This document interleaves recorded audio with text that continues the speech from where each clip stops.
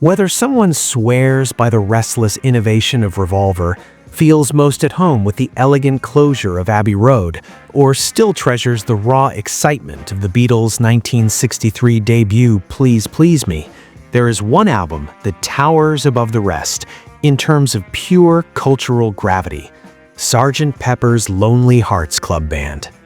Released in 1967, it did more than define an era. It reshaped what popular music could be. For generations of listeners, Sgt. Pepper has been hailed as the greatest album in pop history, not simply because of its songs, but because of its ambition.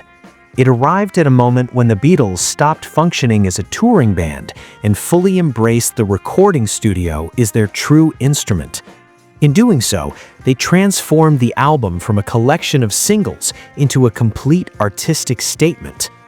Music writer David Hepworth famously argued that before Sgt. Pepper, pop music revolved around 45s, while albums were often treated as secondary products.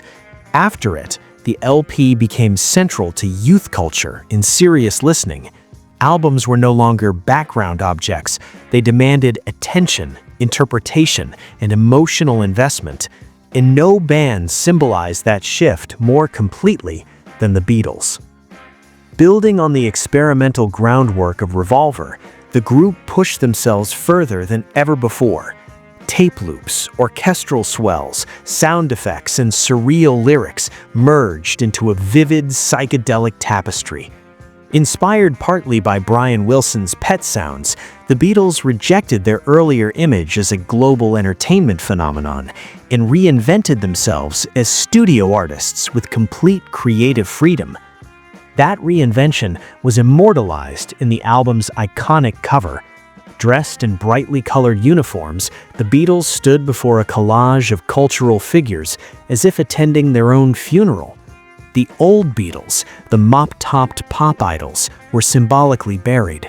In their place stood the fictional Lonely Hearts Club Band, an alter ego that liberated them from expectation and tradition. Within this dazzling musical landscape, filled with the circus-like chaos of being for the benefit of Mr. Kite, the heartbreaking narrative of She's Leaving Home, and the monumental brilliance of A Day in the Life, one song stood apart. It didn't shout for attention. It didn't rely on studio trickery or dramatic crescendos. Instead, it invited the listener inward. That song was George Harrison's Within You, Without You. At the time, Harrison was still widely seen as the third songwriter. Lennon and McCartney dominated albums with their prolific output, often leaving Harrison fighting for space. Yet beneath the surface, George was undergoing a transformation far deeper than musical ambition. While his bandmates explored psychedelia largely through sound and imagery, Harrison was searching for meaning itself.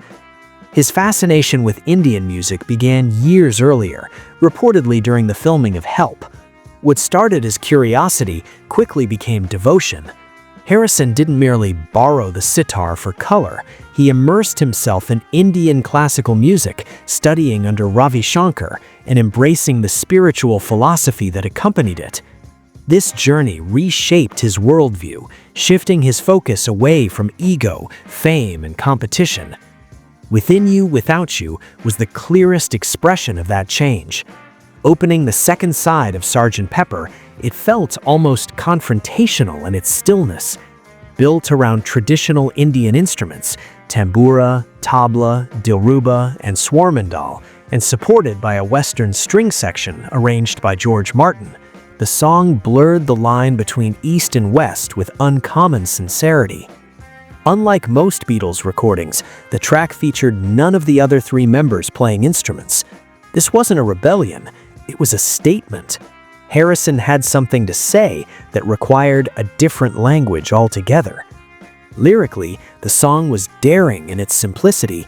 It challenged the illusion of separation, urging listeners to look beyond the self and recognize shared humanity.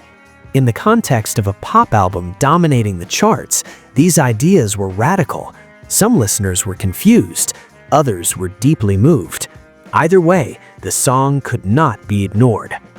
John Lennon's reaction was complex. He was sometimes skeptical of Harrison's spiritual seriousness, yet he understood the depth behind it.